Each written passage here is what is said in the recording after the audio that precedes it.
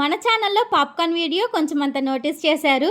So అదే ఇన్స్పిరేషన్తో ఈరోజు కూడా పాప్కార్న్ చేద్దామని చెప్పేసి డిసైడ్ అయ్యాను.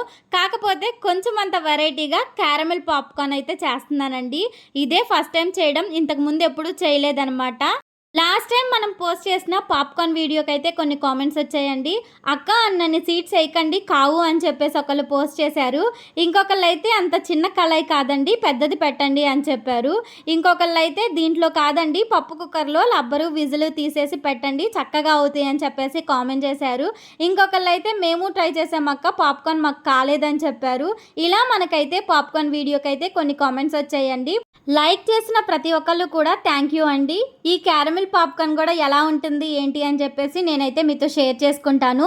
పిల్లలకి ఎప్పుడూ రొటీన్గా కాదు కదా, ఇలా డిఫరెంట్గా చేసే ఐటమ్స్లోనే డిఫరెంట్గా ఇస్తే కాస్త ఎంజాయ్ చేస్తారు కదా అని చెప్పేసి ఈరోజు అయితే క్యారమెల్ పాప్కార్న్ అయితే ట్రై చేశానండి.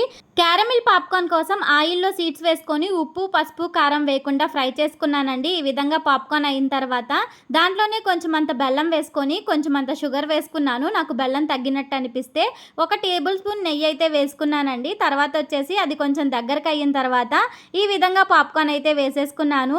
టేస్ట్ అయితే బాగుందండి, పర్లేదు తినొచ్చు. మరీ హెవీగా తింటే మనకి ఎగటేసేసిద్ది, కొంచెం అయితే తినడానికి పర్లేదు.